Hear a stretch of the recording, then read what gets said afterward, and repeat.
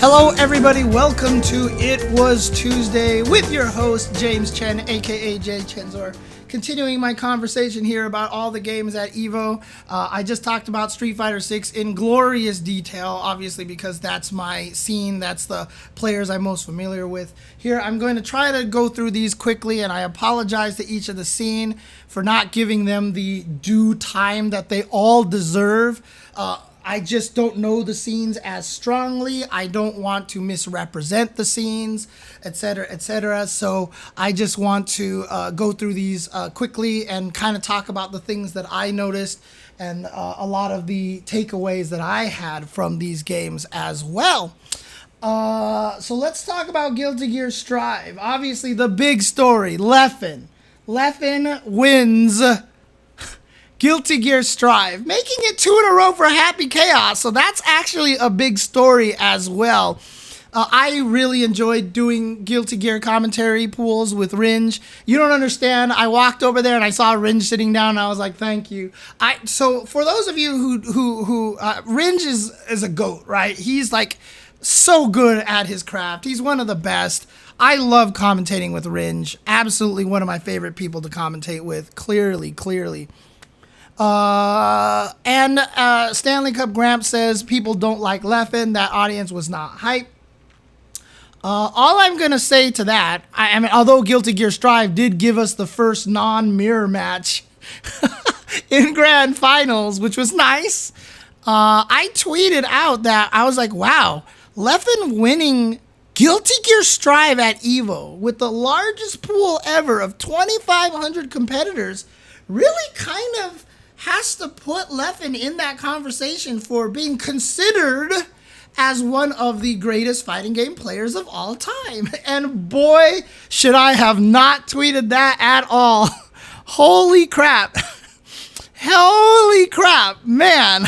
I am never tweeting about Leffen ever again. Now, I'm not going to say anything about Leffen. I'm not going to stick up for him. I'm not going to say anything negative about him, but he clearly is one of the most divisive personalities in the FGC. Has he done some horrible things in the past? Yes, probably. I mean, there's been a lot of things put out about Leffen in the past, right? I mean, I like I said, I'm not part of the Smash scene, so I'm not going to sit there and go and dig deep into it. I have no interest in looking at anything like, can you imagine if someone created something like an evidence.zip file on him or something like that? Like, I'm not going to go into that, but just from a standpoint as a skill level, Leffen is clearly a very, very strong player in fighting games, right?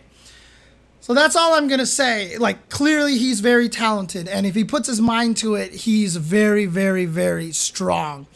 So like I said, I even said he's in consideration of being potentially one of the, like, I said it in the most vague way possible, and everybody was mad, dude.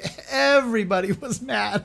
And I was like, okay, well, not going to do that anymore. But shout outs to Leffen. Congratulations to him. And again, a very, very interesting story. Top 2 with all of the world showing up. Top 2, nobody from Japan.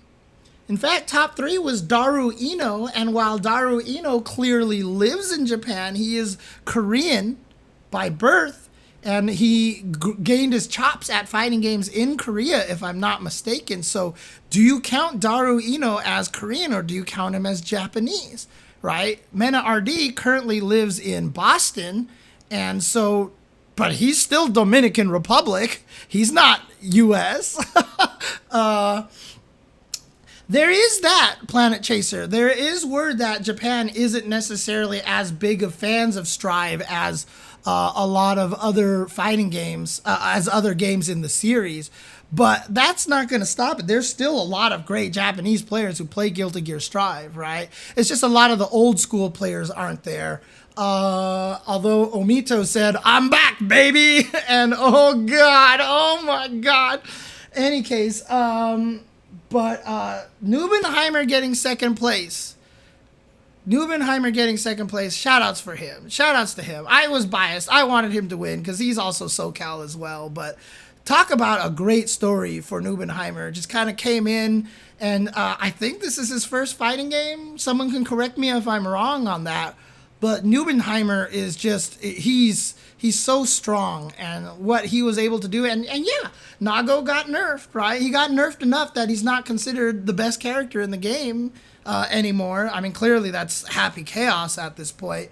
But Nubenheimer did really, really well, and was just so happy for Nubenheimer, honestly. Dude, Stanley Cup asks, were there any Bedmen or Asukas on stream? I studied all of Happy Chaos's test cases and like which ones were in which. I tried to memorize how many spells he had in each of them. I tried to like remember what the symbols were and everything. I did not commentate a single Asuka at the tournament, and I'm so mad. I'm so mad that I didn't get to commentate any Asukas. Yeah, the damage Nago outputs is still off-putting, right? But the fact that when his blood gauge is high, you can now kill him badly is what makes him a lot more fair. So that's how he got balanced out really, really well. So it was annoying before because Nago wouldn't die. Nago was so good because he could kill everybody in 2 to 3 mix-ups. So it was 2 to 3 decisions and he would win. And everybody else always had to have one more decision to kill Nagoriyuki. Everyone needed one more mix-up to kill him compared to every other character except Potemkin in the game. And so as a result, Nago won all the time because he killed you in less mix-ups and he died in more mix-ups. And that's what made him super, super good. So the fact that they made it so that when his blood gauge is high, he dies quickly really, really helped out. Because in my opinion, I never thought Nago was broken outside of his guts level. I always said since the beginning, if you lowered his guts, he's fair. And that's kind of what they did, but they did it intelligently by tying it to the blood gauge, which I thought was really, really cool. Daru Ino is ridiculous. I mean, although I think Ino is considered stronger now. It's always hard to say when you have a player like Daru Ino who just exceeds all expectations of a character. You're never sure if it's the character or if it's the player. Daru Ino has always been the player because he was always making Ino work even before she got buffed. Even when she was clearly really bad in Guilty Gear Strive, Daru Ino would still put work. And yeah, so a lot of people are saying Ino is still bad. So generally mid. Okay, there you go. So, God, Peter 0611. I'm not even going to repeat that comment to the stream. But yeah, Daru Ino, again, always happy to see him doing well. Because, dude, to be able to take a character like that and clearly overachieve with the character is always a wonderful thing. Umisho is in 4th place, okay? Umisho is in 4th place with Soul. She stopped playing Happy Chaos. Does anybody know the lore why she stopped playing Happy Chaos? Was it something to prove? Was it because she didn't do as well at the Arc Revo World Finals? I'm sorry, the Arc World Tour Finals. I'm not sure what the reason is. She was afraid of Happy Chaos getting nerfed? Is that actually true? Look, I'm just saying, oh yeah, she started with Soul too. People have to remember that. She started with Soul. But she got top 4. She got top 4. And outside of like Tokido's run of winning Evo in 5 and getting 2nd place the next year to Problem X, this might be one of the greatest back-to-back runs at Evo in the history of Evo. Because she went through 2,000 plus players last year to win Evo. To win Evo, and 2,500 players this year to get 4th place. And yes, true, Leffen won this year and got 3rd last year. So Leffen up there as well. So Leffen's run is probably more... Good point. Leffen's run is more impressive than Umisho's run. And Umisho's run is actually pretty ridiculous as well. So Leffen and Umisho in back-to-back years, you know, it's crazy because Leffen won. And so, like, the storyline in my head for Leffen winning is, wow, Smash player won Evo Guilty Gear. That's crazy. I didn't even think about the fact that Leffen's run was ridiculous as well. Now that you mention it. So, yeah, like, clearly these two are, like, the best runs. Two of the best runs in Evo history, right there with each other, dude. It's absolutely insane. And so shout outs to Umisho, but Umisho doing it with two different characters. I mean, Leffen did it with two different characters too. Leffen did it with two different characters. to be fair, but still, those two runs are absolutely mental. So shout outs to Umisho.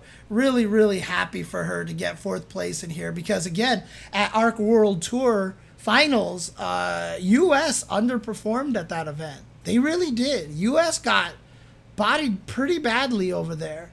And it looked really bad for my proclamations of US perhaps being better than JP. But Evo 2023 kind of at least gave me a little bit of that argument back.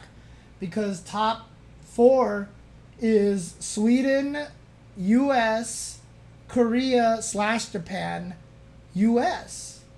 And then and tied for 5th place was Churara with the absolute craziest Kai. It was awesome to see him, again, just like Daru Ino, really overachieving with that character.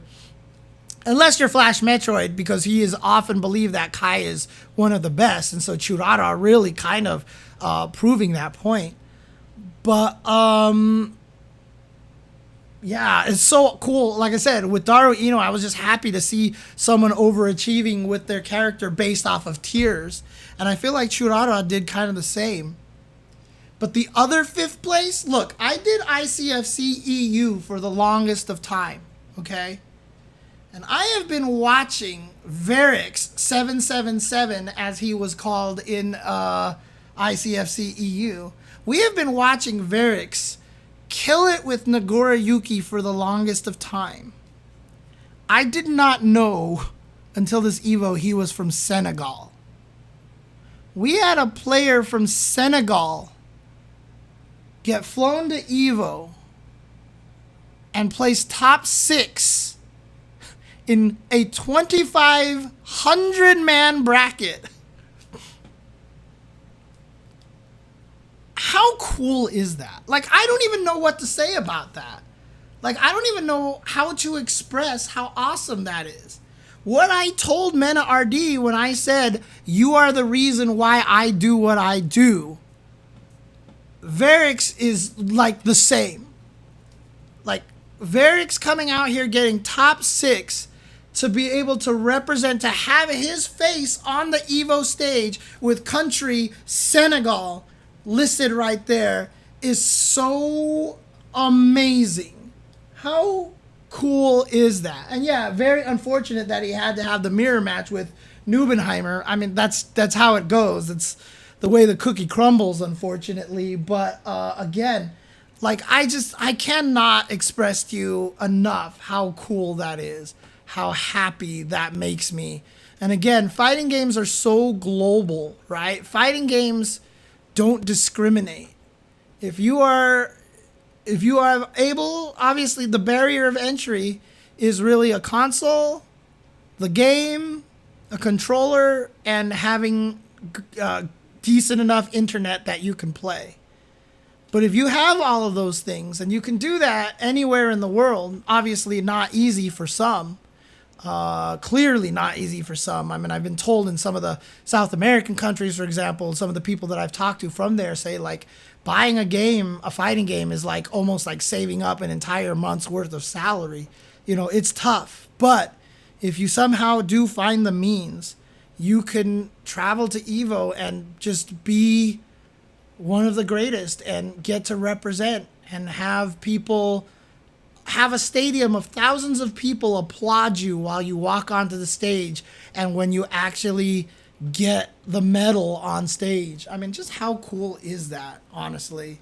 It's really, really cool. And that to me is what makes fighting games important, and why, a lot of people are like, we don't need FGC to grow. It's better when it was grassroots and stuff like that. No. The reason why I want FGC to grow in the US is because the bigger we grow here, the more opportunities we give to people all around the world. That's what I discovered when I was flown to Chile and talking to the people in Chile. They like, we want esports to be as big here as it is in the US. And I'm like, oh boy, do I not want to crush your dreams right now? Because honestly, like, the esports in the US is nothing, right? It's literally nothing. And, but that's what kind of made me realize, because like, you can't tell somebody I need a visa to travel for a video game tournament, right? You can't tell them that. The government is not going to believe you. But the bigger esports gets, everybody will know about it. And if Evo gets to that point where someone in Brazil or someone from Senegal or someone from Pakistan, because we lost a lot of players from Pakistan due to visa issues as well. If we can get Evo big enough to the point where you are like, I need a visa to travel to Evo, and the government's like, oh yes, good luck, represent us, let's go. Like, if that's what we get to, that's what we're trying to get to. That's why I want to grow the FGC. That's why I want it to become bigger. That's why I want Evo to be something even more special than it already is, because then we are giving opportunities to other people to experience something in their lives and to maybe become the next Mena RD, to become the next Arslan Ash, in a way that these people would not have an opportunity to get without our scene. It's so cool. It's so cool. It just is. It's amazing. And that's what we're doing this for. So again, shout outs to Varix. I knew about him because I did ICFC EU. If I didn't, I probably would have been as surprised as anyone else. But shout outs to Varix, because he's been consistently strong at Strive for the longest time. So, you know what, Harv? As much as being on the Olympics would be cool, I kind of don't want the FGC to go anywhere near the Olympics. Read up on the Olympics, Harv, and find out why. But I personally would kind of want them to stay away from the Olympics, honestly. So yeah, Guilty Gear Strive. And again, 2,000 players last year, 2,500 players this year. Strive is in a great place, and I know I wanted to save the reveals for another segment, but Johnny, oh my God. Johnny, oh my God. Oh, God. I'm so happy. I saw C4 backstage. Okay, to the Olympics level. That's fair. Okay, but I saw C4 IQ backstage, and he looked at me, and because he knows, because he commented at ICFC with me, he was like, Johnny, and I fell to my knees, and I was like, oh my God, I'm so happy. I am so happy. I have my main now. Because I can drop Potemkin, I can play a lot more Guilty Gear. I will definitely be grinding a lot more Guilty Gear with that Johnny. Now, I'm so happy. I am so happy. Yes, I was a Potemkin player, because I love grapplers, but he sucks in Strive, and so I just couldn't keep it up. I just didn't want to do it, honestly, so... any case, I'm excited. But that's Guilty Gear Strive.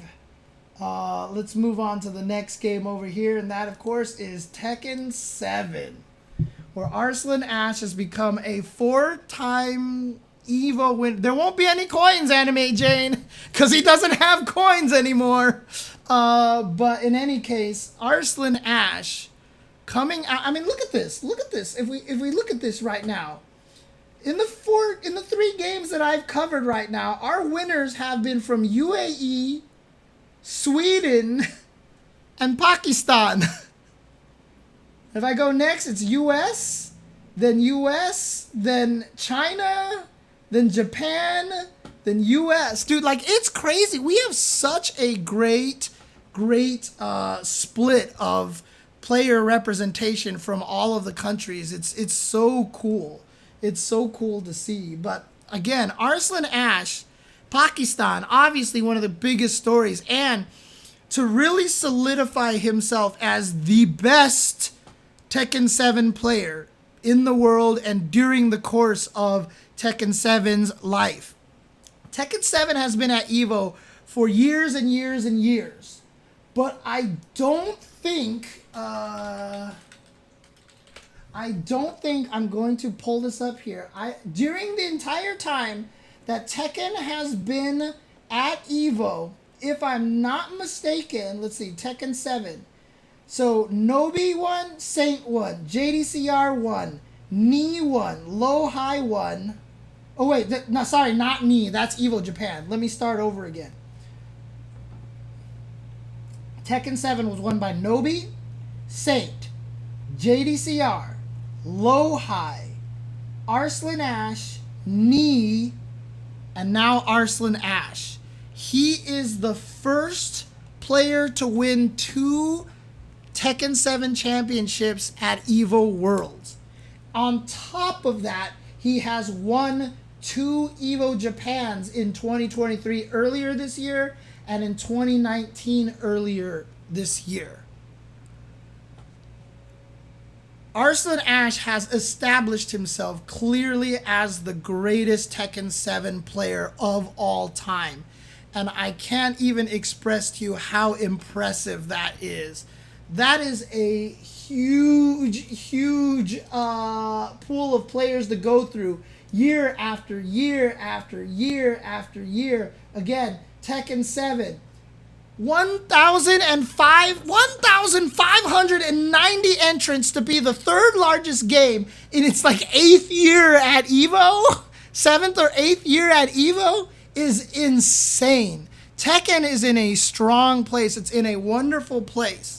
And one only hopes that Tekken 8 can continue this. And the craziest thing is, dude, someone said this about Street Fighter 5. They saw Street Fighter 5 and they're like, whoa, this game is ugly after playing a lot of Street Fighter 6. Dude, watching Tekken 7, I was like, why does this game look so awful now after seeing Tekken 8? Because holy crap, Tekken 8 is beautiful, honestly. But, you know, dude, Tekken 7, like, Tekken has always been, you know, outside of Mortal Kombat, that other game in the FGC. For the longest time, us growing up, like, you guys probably don't realize this, but it was always Tekken and Street Fighter were rulers of the roost. And to see that Tekken 7 is continuing that, and that Tekken 8 has the potential to be every bit as big as Street Fighter 6, like I said, that's only good for the community. And to have Strive right there as well, so that Street Fighter, Guilty Gear, and Tekken are like the biggest games, is so cool. Is so cool, and I'm so happy for that, honestly. So you're saying that the storylines weren't as good? Not the in-game storylines. You're just talking about the tournament storylines. I mean, to be fair, the main storyline for Tekken this year is that this was the swan song, right? This was it. This was the end of Tekken 7, and potentially next year will be Tekken 8.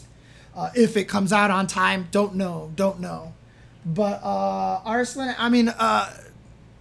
Ash is definitely the biggest storyline. So AO made 2nd place from Japan. Ulsan, 3rd place. 4th place was Genghis Dawn. Obviously a huge story. Highest placing US player. There always has to be one, right? Like, obviously, the 1 year, what was it? King J? Was it King J who got there in the top 3 for Tekken 7? Shoot, I'm sorry. No, it wasn't King J. It was, oh, God. Why am I so bad with names? Please help me. Twitch, chat, help me. Lil Majin, thank you. Lil Majin. Why am I so bad with names?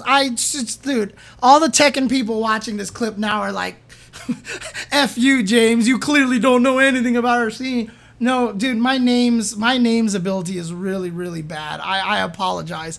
Apologize horribly. Lil Majin, he's also my king idol as well, which makes it doubly worse that I couldn't remember his name just now.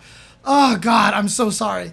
In any case, having a couple of U.S. players, Genghis Khan, Anakin, in the top 6 is great. That is one thing I can blame on age. Maybe White Lens, except I've been bad at this my whole entire life. Again, it's the ADHD. My brain is running 5,000 miles a minute all the time. Whoever played Street Fighter 2, right? Even there, I get it wrong. I always get the fourth god of Street Fighter 2 wrong. It was Tomo at World's Finest. Tomo, Tony,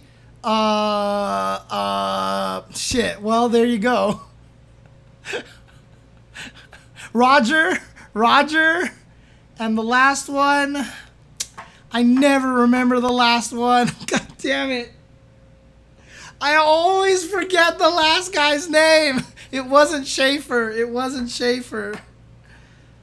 Anyways, let's continue forward here because I do not remember.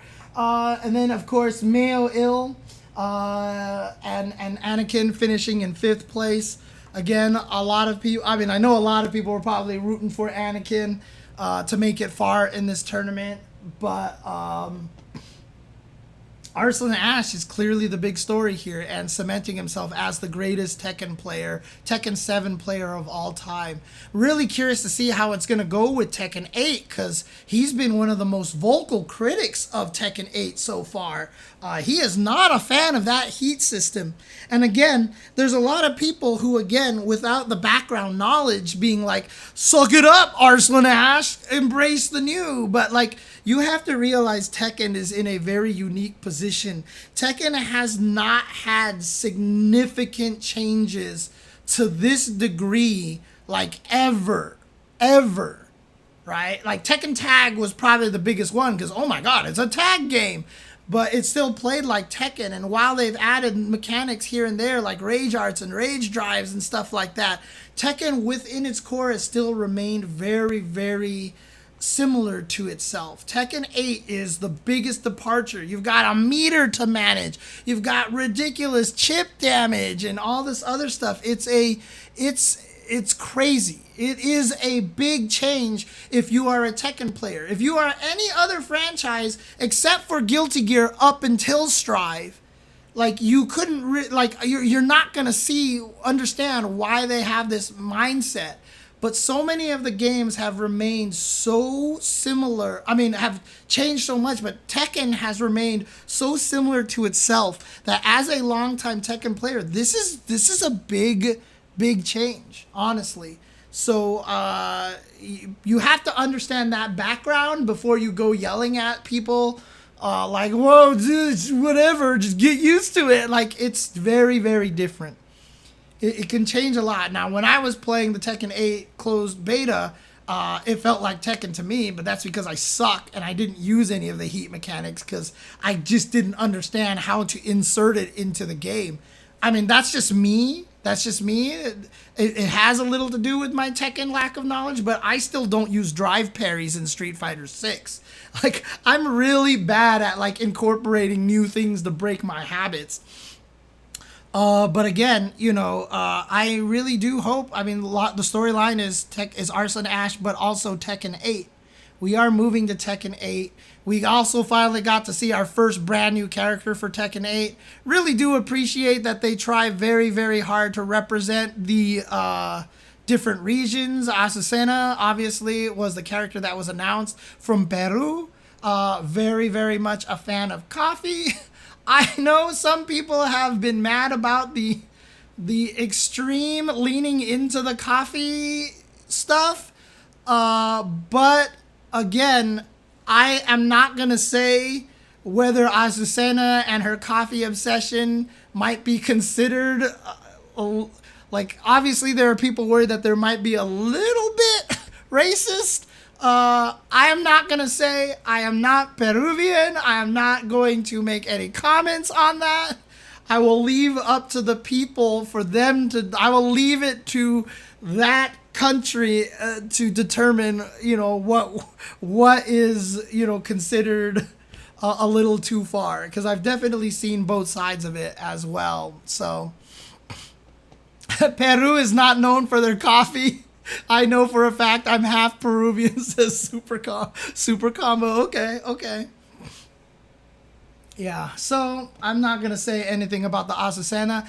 I just am absolutely fascinated to all hell what her mechanic is, because she just has this crazy dodging mechanic, and I just want to know how that's going to work. Like, is she going to be one of those characters that you learn to play Tekken and then you learn to fight Azucena, right? Because it's crazy, but we'll get into it when I actually go through the trailer itself. Let's see here. I'll do one more for this segment here. Let's talk about Ultimate Marvel vs. Capcom 3. Jabril winning UMVC 3, I think, was so cool.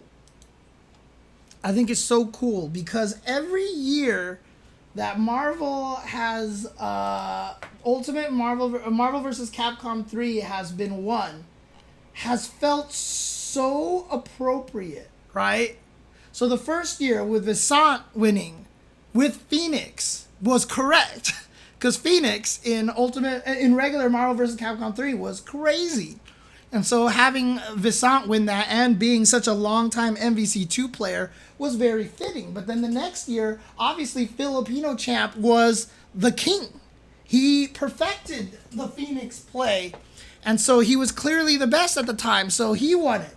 The next year was Flocker, and Flocker was the emergence of Zero. And so it was very appropriate because a lot of people considered him to be the best Zero at that time. And so again, Flocker winning was appropriate. Then finally, Justin Wong coming in here and winning was very appropriate, right? Because he was considered one of the strongest, and he's always been a Marvel guy. I will say that Kane Blue River might be the first considered upset, because I think if Ray Ray won that year, a lot of people would have been like, yeah, Ray Ray. But the fact that Kane Blue River won with an unorthodox team being like the people's champ was really, really cool, and it was a great way to show that Marvel could be played in multiple ways. And having him defeat, I mean, again, you watch his team and you're like, this team is absolutely broken, but his team's not even top tier, right? Sentinel, Hager, and freaking Hulk? Like, no. Anyone who tries to tell you that that team is top tier is wrong. It's just that Kane Blue River was ridiculous. He's just a really smart player, as we saw from this year as well. But then after that, Chris G winning a Marvel was correct, because clearly he was the best player maybe of Marvel 3's history. And then Ryan LV, because Ryan LV did become the best player of Marvel. And then Jabril coming back and winning 6 years later, a lot of people have been saying that Jabril is currently the best Ultimate Marvel vs. Capcom 3 player winner ever. At this moment. And so again, it just seems like the person who won almost every single time was like appropriate for the current meta at the time. And so it's great to see Jabril win this and to really put himself into that pantheon. And also another thing too is that, again, people talk about, like, there are people out there who, in the past have been like, oh, EVO's it's just another tournament. But there's something about winning EVO that means more to people than you ever could imagine, and you don't know it until you win EVO. Because Jabril immediately went to tears after he won. Angry Bird, obviously, to tears after he won. And one of my favorite stories was I used to get into an argument with someone on Twitter who was just like, Evo was just another tournament, whatever, whatever, whatever. And then he won Evo, and he cried on stage so badly. And I messaged him, and I was like, do you understand now? And he was like, yeah, I understand now. Like, you do not understand what winning Evo means, man. Like, it is, you are cemented in history for winning Evo. People don't forget Evo wins. And so seeing Jabril tear up like that, I cried. I definitely cried. And a lot of people are going to be frustrated. Zero may cry, but that's correct, right? I mean, Zero may cry is currently the strongest team in UMVC3. So having the mirror was obviously disappointing. A lot of people who had never watched Marvel before on stream being like, This is what people were hype about? This is ridiculous. Like, almost kind of gave me waves of joy seeing how people just did not understand Marvel 3 at all anymore.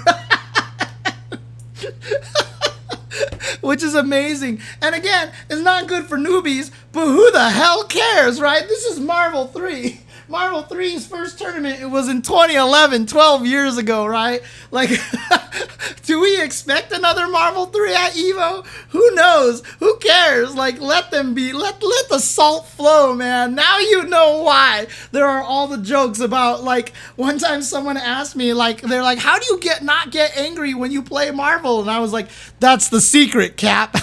I'm always angry. If you sit down and you're playing Marvel, you are angry as soon as you plant your ass on that chair.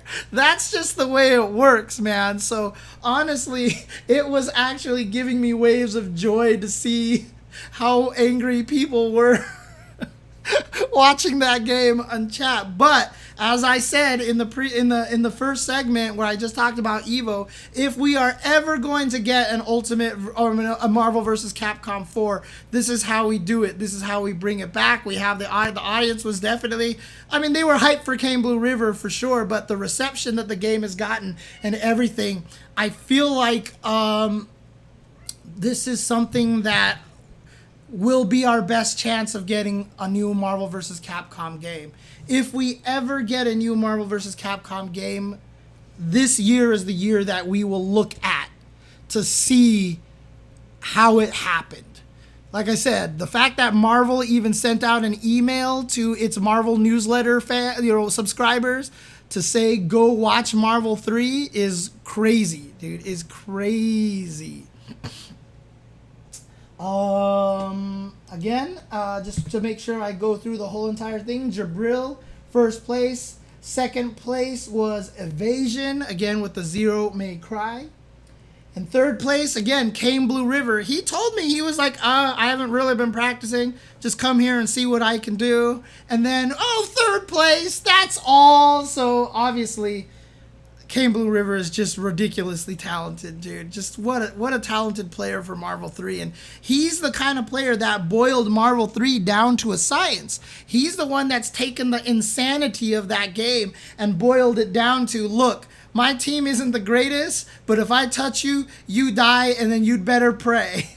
And the fact that he can take a game as wild as Marvel and then get third place in this day and age where so much of the Tekken Marvel has advanced to crazy levels with the same team that he won with years ago, just shows that, again, Marvel 3 is a game that does support multiple styles and that you can control the game. And it's so cool. It's so cool to see. Stop it. Stop biting on all of my hair ties, Nathan. Liberal Terminator in fourth place. And fifth place, Mundank and Spartan Throne to finish it out. Spartan Throne was an EU player, right? Was it UK? Was he from? But the fact that we got an EU player up here, because Marvel has always been America's game. Right, Marvel has always been America's game, and the fact that we got with an Iron Fist, that's right, yep. Okay, UK with Iron Fist again, showing you what you can do in this game. Iron Fist team getting into top 6. Again, amazing stuff. Shout outs to Spartan Throne. And you could tell how ecstatic he was during his intro. He's just running out with the UK flag. He was so happy. Dude, it was so cool. It's so cool. And again, this is why we do FGC, man. This is why we do FGC, because we give the opportunity for people all around the world. Like Spartan Throne probably just has fans everywhere now. People are going to be like, yo, you're that Iron Fist at EVO Top 6.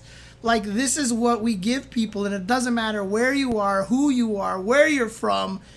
It doesn't matter anything. If you can make it to EVO and you can show your medal, dude, like, it's you become a story, you become a hero, and I think that's so cool. So cool. But that was the Sunday games. Those were the Sunday games right there. So again, just really amazing stuff. And like I said, the craziest part was that the stadium never emptied. And all those shots and videos of the flashlights waving in the audience with the cell phones, you best believe one of those lights was mine. One of those lights was mine, because I felt the moment. I felt the moment so much. Yes, there was an MVC2. I think Crizzle won that one. If I'm not mistaken, I think Crizzle won that one. But again, those lights in the audience was so cool. And it was just, oh man, like just seeing the stadium light up like that, and they turned the lights down so we could see it, and Robin, Vexany, and Lee, hello, it's Lee, and all the other photographers we have there getting the amazing photos that we have at EVO. It was beautiful. It was a sight to behold. We've never had that happen at an FGC event, and we got it, and it was so beautiful, because that, again, we've had years before in the Mandalay Bay Arena where like an entire section is just closed off because there wasn't enough people to fill the stadium. But this year, despite the fact that a lot of tickets were scalped and stuff like that, like the people showed up. That stadium was full. It was awesome, dude. It was so great. It was really, really great. And I was so happy to see it, and the passion for the FGC. That Sunday, I mean, I tell people all the time that if you can make it to Sunday finals, it'll change your life. And that Sunday was worthy of changing people's lives, honestly. I don't know anything about Chris G or F Champ at Marvel. I don't know what happened. I can't say, I can't add to this narrative. Like I said, I know what happened to Chris T. I did not know what happened to Chris G or F Champ. So if anybody in the chat has the real truth about it, but I'm not going to acknowledge any rumors or theories. I don't even know if there was drama. I just, whatever. But in any case, it was EVO 2023 Sunday was ridiculous. It was so good. It was so good. And all the tournaments were really hype. The matches were great. And I've never seen that kind of FGC passion for one arena. And I loved the fact that everybody was cheering the yeah during Street Fighter 6. Everyone cheering for the Chipotle ads was hilarious. Again, look, people know it was kind of this ironic cheering. But like I said, if you're Chipotle, you can't be anything but happy. In fact, I think Olaf ran into a representative from Chipotle, and the dude was like, yo, they are so happy right now. Like, they are so happy right now. And I'm telling you right now, that not a lot of communities can do what we did in that situation here. So again, I don't know why everybody, I'm going to agree with it. Someone on Twitter said this, and I agreed with it 100%. And I'm going to stick by these guns right now. And I'm going to say this. FGC doesn't need no freaking PC sponsorships, okay? Going towards the PCs is not the only way that FGC can survive. We will take the PC sponsorships. Absolutely. That is an avenue. but the FGC can survive on non-endemic sponsorships. I think Chipotle was a great way to show that and showcase that. So I really, really hope others start noticing and see the kind of, what the FGC can bring. So I really, really hope that the FGC continues to grow. And one of the main ways that we're going to do that, honestly, I mean, look, melting PS5s, absolutely. We probably should move to PCs because PCs are the better way to go. Evo is obviously kind of owned by Sony, so probably not going to happen anytime too soon. I only play fighting games on PCs. My point is that the PC sponsorship is not the only avenue of success of our scene. We can find sponsorships in other places because our community is unique, it's diverse, and it spans your exact target audience. It is a wonderful community, and there are a lot of opportunities here, not just for the players, but for sponsors as well. So, yes, food sponsorships is one of the best ways to go, honestly. So, in any case, hope you guys enjoyed the stream here. Again, if you are on YouTube, keep an eye out for the video. I'll probably do all 4 of these and then the reveals in separate episodes as well. But for those of you on YouTube, thank you for tuning in. Please like and subscribe. Tell me what your favorite part of EVO 2023 Sunday was. And outside of Street Fighter 6, tell me what your favorite thing not Street Fighter 6 related was on EVO Sunday. And for the algorithms, for the engagement. So I appreciate everybody who's been watching all my YouTube comment. The YouTube channel is definitely growing and getting bigger. One of these days, I'll be influencer enough that they will actually fly me out to things or invite me down the road to the Riot Studios to play Project L. But in any case, I hope you guys enjoyed this episode. Like I said, look out for these episodes. And the day that this podcast has graced your ears was the most important day of your life. But for me, it was Tuesday.